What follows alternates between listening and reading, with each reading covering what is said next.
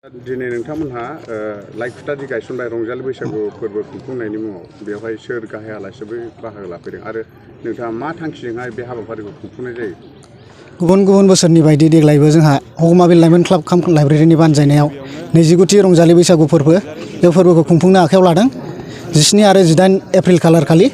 दा बेनि थाखायनो जोङो दिनै लाइ खुन्था गायनाय हाबाफारि बे हाबाफारिखौ लानाय जादों। बेवहाय जोङो 2 नं दतमा कनस्टिटुवेन्सिनि कंग्रेस बिजाबनि बिजाथि बिरखां बर' सार बिथांखौ जोङो लाइ खुन्था गायनो थाखाय लिंहरनाय जादों। बेनिनो दा लाइ खुन्था गायनाय हाबाफारि बे हाबाफारिया जोबनानै थांबाय। दा जोंहा 17 आरो 18 अक्ट' खालि जानो गोनां बैसागु फोरबो बे फोरबोनि थाखाय 18 थारिख खालि जोंहा गेवलां मेल लानाय जादों। बे गेवलां मेलाव गाहाय आलासि हिसाबै जोंहा लिंहरनाय जादों बर' समाजनि दुलाराय बर' समाजनि आफादगिरि बेनुदर बसुमतारी सार बिथाङा गाहाय आलासि आरो बेजों लोगोसे जोंहा सायख'जानाय बिबुंथिगिरि सासे दंबावो। बेनो जाहैबाय बड'लेण्ड इउनिभारसिटिनि बर' बिफाननि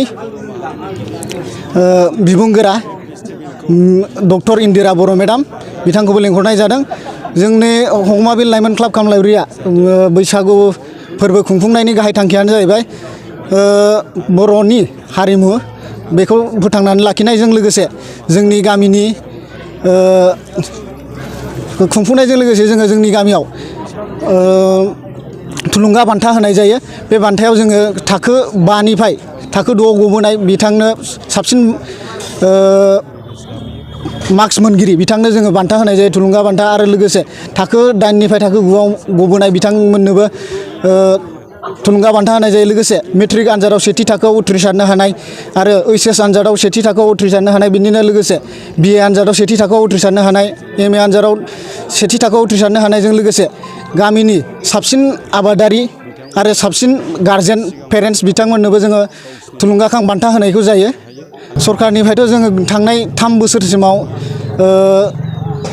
1.5 लाख रां मोननाय जादोंमोन। देग्लाय दासिम खबर गैथ'वा बेखौ माला मोनगोन बेखौ मिथिनाय जाथ'वाखै। गिबियावनो रंजालि बैसागु फोरबोनि आगुथि एबा एडभान्स आं बयनिसिमबो गाहाम हामलायनाय जासिग्रोबाय। नंगौ दिनैनि बे फुंबिलि समावहाय हगमाबिल लाइमोन क्लाब काम लाइब्रेरिनि बानजायनायाव बोसोरे बिथांमोना बैसागु फालिनायनि सिगां लाइ खुन्था गायसननाय मोनसे हाबाफारि लायो आरो दिनै बे हाबाफारियाव बिथांमोना आंखौ आलासि हिसाबै लेंहरनानै दिनै जयैनो जों बे लाइ खुन्थाखौ गायसनना लानो हाबाय। थ' बिथांमोनखौ आं आंनि गोसो गोरबोनिफ्राय रोजा रोजा साबायखर आरो अननाय जासिहरबाय। बिथांमोना दिनैहाय आंखौ लेंहरनानै सनमान होनानै बिथांमोना दिनै बे खामानिखौ जयैनो आंनि आखाइजोंनो बा बिथांमोनजों जयै मावनानै लानो हानायनि थाखाय बेखौनो आङो बुंनो लुबैयो।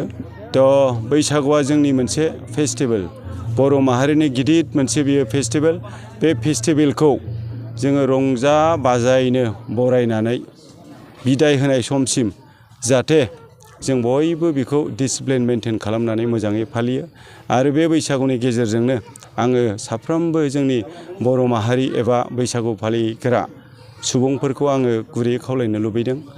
बे बैसागुखौ जोङो एबारावहाय गाजा गोमजासिनैबाबो एबा मोजाङै खालामसिननानै जाहाथे जोंनि गेजेराव मोनसे मोजां परिबेस लाबोयो, इयुन जोलैफोरनो जोङो मोजां मोनसे नेरसोनथि देखायलाङो आरो बेजों लोगोसे बे बैसागु बोथोरनि गेजेरजोंनो एबा बे फोरबोनि गेजेरजोंनो जाहाथे जोंनि गेजेराव साफ्रोमबो बैसागु सिबिग्रा बे हगमाबिल गामिनि मानगोनां रायजो राजाफोरजों लोगोसे जोंनि ओनसोलाव जाहाथे मोजां मोनसे थासारि फैथों, बिथांमोननि जिउआव जाफुंसारनाय फैथों, बिथांमोनहा जाहाथे सिगां फारसे आवगायलांनानै गावसिनि जिबनाव नाम खालामनो हायो आरो बे ओनसोलाव सुख सान्थि थायो।